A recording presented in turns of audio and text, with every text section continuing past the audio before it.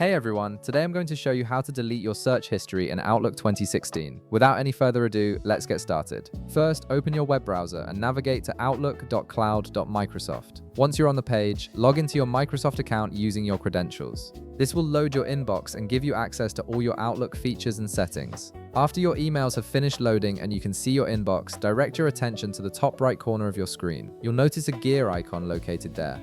This is your Outlook settings menu, and it's where you can customize various aspects of your email experience. Go ahead and click on this gear icon and an Outlook settings window will appear on your screen. Once the settings window opens, take a look at the left-hand side of the screen. You'll see several tabs organized in a menu. From these options, click on General. This section contains various general settings that control how Outlook behaves and what information it stores. Under the General tab, you'll see another set of options appear.